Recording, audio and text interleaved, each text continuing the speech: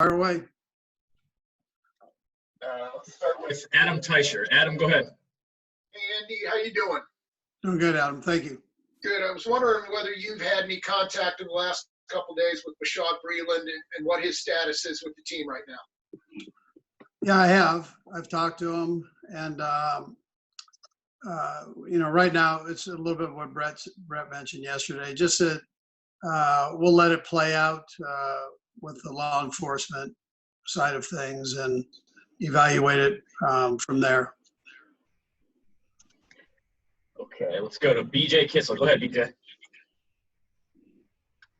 Coach, there's been so much that's been made regarding the stay at home and the quarantine and how it affects your guys' ability to teach and get the information to your guys. I know you're going through the virtual environment, but the idea has been put out there that it's a benefit to have all the continuity with your coaches and the majority of your roster coming back. Knowing the process and how much you guys install and go through at this time of the year, is that a safe thing to say, that there's an added benefit to you guys, not just coming up, obviously, when winning the Super Bowl, but there's so many familiar faces coming back in this environment and teaching that you're in a good spot? Would you say that's a fair assessment? Yeah, I would say so, BJ. I think that Brett did a nice job of getting both he and his guys did a nice job of getting and retaining our players, and that's not an easy thing to do with the way the salary cap's set up in today's world. So, but they balanced it out. We were able to bring our guys back, and then listen, we've attacked this thing the best way we possibly can with virtual technology. So we're still doing our installs. We're doing our scheme evals. We have 2-hour meetings with the players Monday through Thursday, and we're going to start with the rookies today. So it's and have a 3-day virtual rookie minicamp. So we're staying on top of all of it. And like I said, we're using all the technology we possibly can to help communicate things to guys. And thank goodness the technology is pretty good. Let's go to Sam Mellinger. Go ahead, Sam. Yeah. Hey, Andy. I appreciate you guys doing this. I want to ask you just kind of a football thing. There's a reason that teams that win the Super Bowl don't often do it again the next year. I'm just wondering, what are the specific challenges you see in that? And have you talked to other coaches about how they've dealt with it? Yeah, so I've been on a back-to-back team going to the Super Bowl when I was an assistant. We ended up losing the second one. But I understand the intensity level that it takes to get there the first time. There's a certain climb the ladder attitude that takes place the first time. The second time that you go, some of those motivations you don't have. You have to. It's not the same motivation that you have that you had the first time. So you've really got to focus in on trying to be better, trying to challenge yourself to be even greater than what you were that previous year. And it's a mindset, and it starts like now. So even though we're doing this thing virtually, it starts now. There's no time to waste. We're not going to just go, okay, we got everybody coming back and we're going to give you the same plays to run. No, we're going to keep growing. I don't think we came near to what we could be last year. I mean, our defense was in their first year as a staff and in installations. And so continue to grow and want that, cherish that as a player, man. I mean, we're giving you things to even be greater, like I said, than what you are now. And likewise offense, we're going to keep attacking that thing offensively and giving you things that you can, that you can really benefit from as a player and as a team. Okay, let's go to Nate Taylor. Go ahead, Nate. Hey, Andy. Thanks for doing this. With the understanding that you guys are doing this virtually, how much of the continuity among the coaching staff can help in this sort of situation? And then secondly, what are you trying to accomplish here early on so that everybody appears to be on the same page as close as you guys possibly can when training camp is allowed to start? Yeah, thanks, Nate, for saying that too. The continuity of the staff, like the players, I think is important. especially right now. I mean, it's a crazy time. We've never been through something like this. So I think that can help. I just think it's the attitude that's set and the aggressiveness that's set with what we have available technology-wise, I think is important. And so I've expressed that to our team, and then I know that's how the coaches feel, and it seems that's the way the players feel. I mean, the response, I've talked to most of the guys, so the response that I get from is they want it again. You get a taste of it, you want to get back. I said that when we went to the championship game the year before. I mean, you want more. You know, that's how this thing goes. It's important that you maintain that through the highs and the lows of the season. And then what was the last part of that training camp? Yeah, just what do you think will help you guys as best possible in this virtual sort of classroom setting to get you guys as most prepared as you possibly can be for when training camp is allowed to start? Yeah, I think you get the mental part of it done, the mental gymnastics of the offense, all your questions answered, visualize it, see yourself doing it, and then let's go. Once you have an opportunity to go, you go do it. Now, these guys, you know, they have areas that they can work out in where they're doing it where there's distancing and or they're the only person there, right? So when you're doing that, go through some of the fundamentals and work on them and continue to work out, do your workouts and make sure you're in good shape. So we're trusting you as men to go do those things and are mature human beings. I mean, yeah, it doesn't matter when, we're just dealing with men, right? So it's we're trusting you to go do this. Okay, let's go to Sam McDowell. Go ahead, Sam. Hey, Andy, echo what other people have said. Hey, Thanks for doing this. Kind of building off Nate's question, I'm wondering a little bit if you've already set out some contingency plans for, you might not have OTAs, you might not have training camp, and what those contingency plans might look like. Right. So I'm real big on organizing. So I'm doing training camp right now, just like it's training camp. I've gone through with the new rules that the CBA's presented to us, and I'm setting up camp under those rules. I'm ready to adjust if needed as information comes in. Information comes in daily. So, and the league's working through it just like we're working through it. Nobody knows. It's the unknown, and it's hard to plan for the unknown. And so, but we'll be ready. We're going to be ready no matter what. I've got things that I'm sure I'm going to have to throw in the trash can because it didn't come to fruition. But I'm going to be ready for whatever shows and stay as flexible as I possibly can. Okay, let's go to Pete Sweeney. Go ahead, Pete. Hey, Coach Reid, thank you for taking some time. I had a question regarding Larry and his situation. You've been involved in the NFL for decades now. I'd imagine this is even a first for you where someone is going from the team and choosing to fight a pandemic. I was just wondering how you learned of that and your reaction to it, your conversations with Larry moving forward. Yeah, Larry and I have talked a couple times, and so I knew that's what he was doing.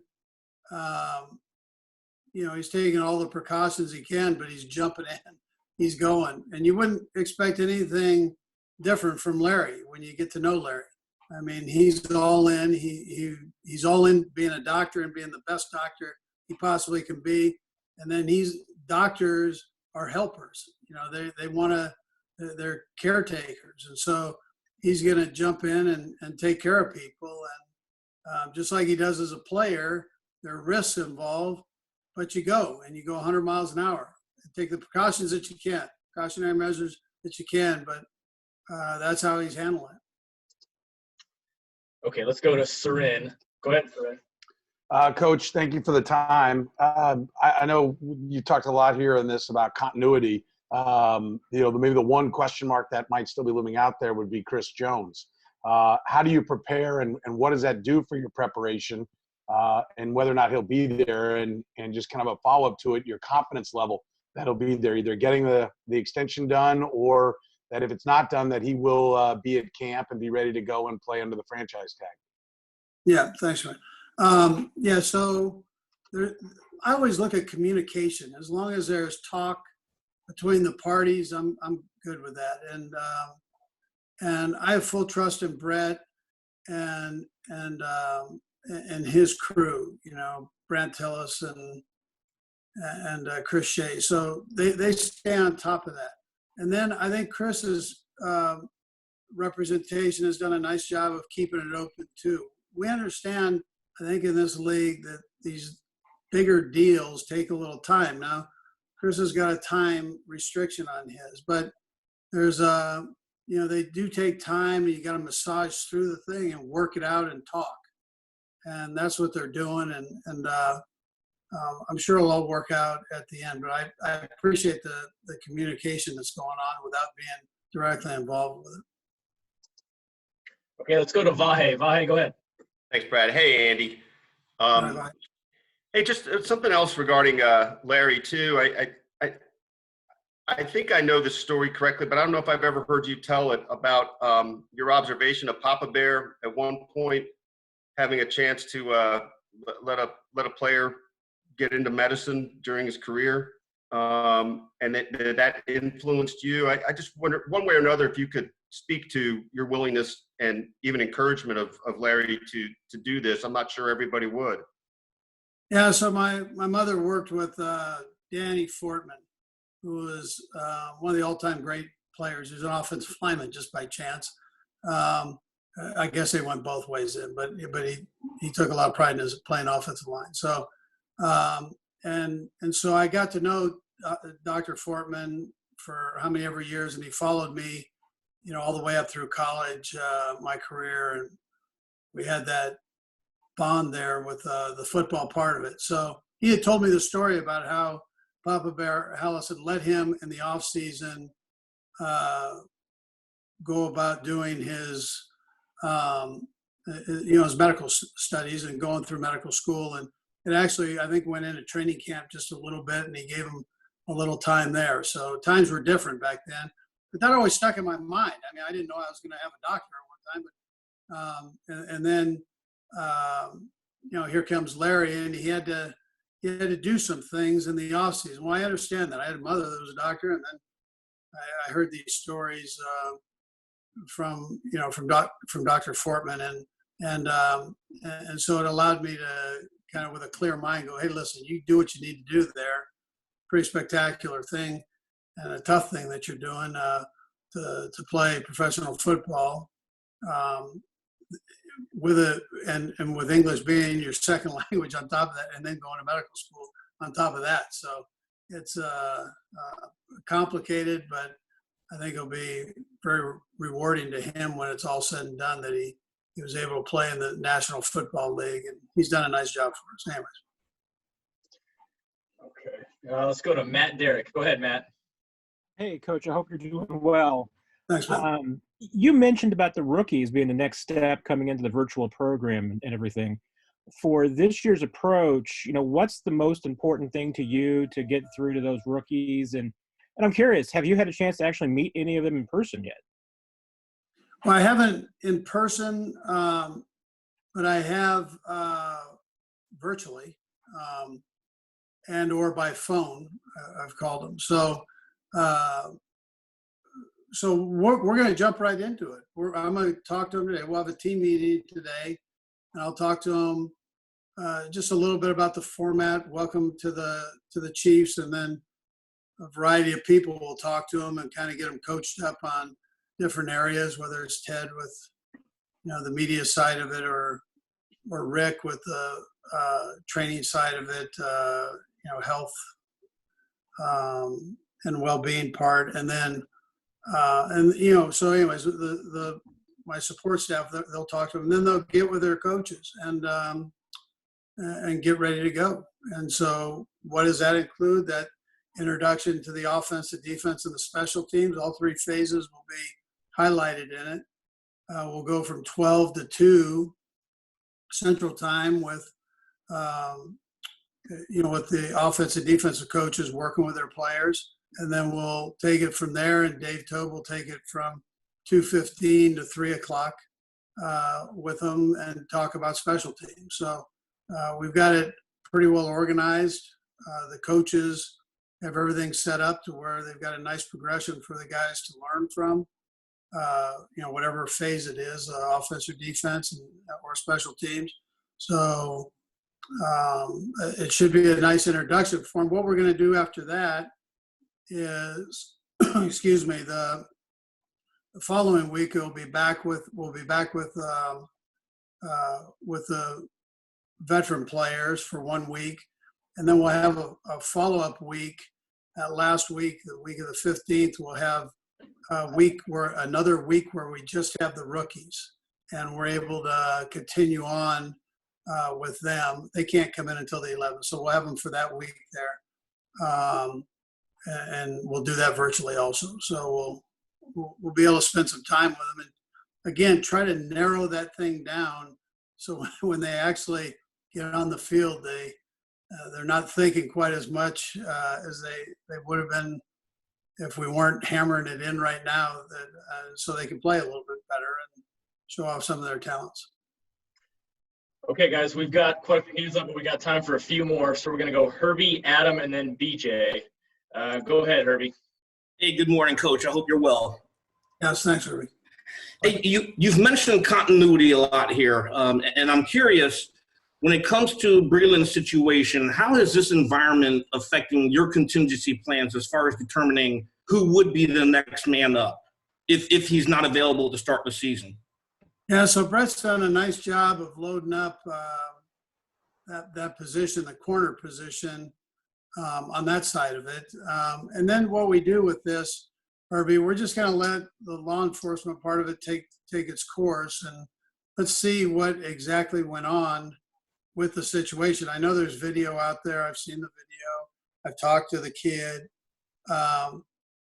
But let's find out what the base of this thing was, and what caused everything to take place. So I'm curious to see that part, as we all are, I think, and then we'll evaluate it from there. But we've always done this. We've always let law enforcement kind of take it, and then we go from there. Okay, Adam, go ahead. Hey, Andy, looking at your draft for a minute, you drafted some pretty fast defensive players, particularly Gay and Snead.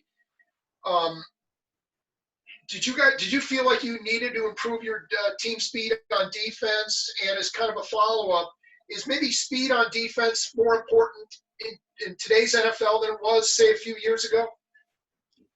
Well, it is, only because of the way the offenses are playing with so much three wides. You're looking at over 70%, almost 80% of your snaps are against what people before would only play on third down with three wide receivers. So, you've got to change the linebacker position and the safety position a little bit. The big plugger guys, they struggle because of having to run and cover. So you've got to really evaluate that and do a good job with it. Brett's done a great job of bringing linebackers in here that can do all that stuff.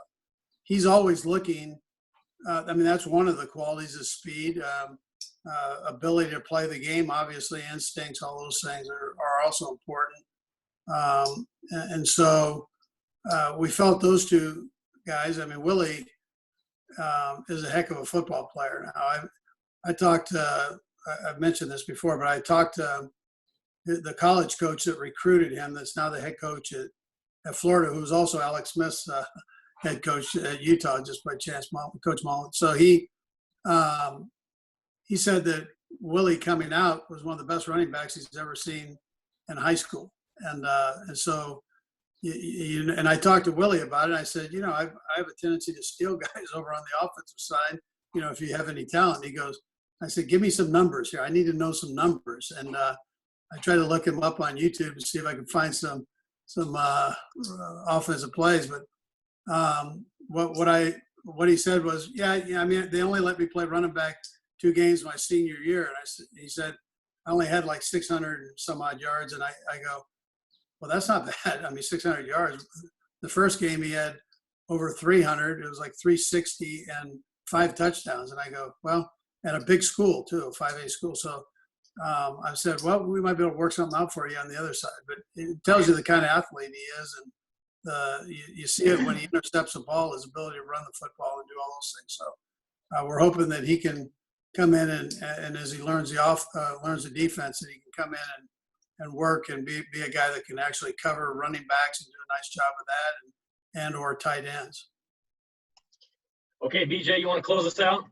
Yeah, Coach, again, just to echo what everybody else said, thank you for this time today. And last thing I wanted to ask you was about the guy that you mentioned right there in Alex Smith. Over the years, you haven't been shy about expressing your admiration and respect for what he's done throughout his career. With this new ESPN documentary that shows us the behind the scenes of his rehab, just when you found out about the injury, when you first saw it, what were your thoughts? And then over the last couple of years, as you've known, he's kind of going through it. And I know there's rules about you talking with him, but just from afar, what can you say about him attacking this process and what you know about him? Well, listen, injuries are part of the game, but the injury that he had, I mean, it breaks your heart because you know how much he loves the game. I mean, this guy, if you had to say, I mean, he's a good-looking guy. People get tied up in the way that he looks. He's got the quarterback look, right? So he good-looking guy and speaks well, does all that stuff. But underneath that is a tough guy that is highly competitive and has this drive that is ridiculous. And so you know how much the game means to him. He doesn't just play the game because of the money or how he looks in a uniform or all that stuff. He plays it because he loves the game. And so when a guy like that, gets an injury like this, it's potentially career ending, especially when he's playing as well as he was. I mean, it breaks your heart. Yeah, I mean, that's just, it rips your heart out on that. So everybody's pulling for him. His teammates are all pulling for him. I think you've heard that from him. If anybody can come back to it, if he wanted to come back, he'd be the guy. You look at those stinking pictures and you go, whoa, I mean, how's that going to happen? But like I said, if anybody can do it, that guy can do it. And, if he chooses to go that route, we're all pulling for him. Well, Coach, thank you for joining us. We appreciate your time. All right, Brett. Thank you, guys. Appreciate the questions, too.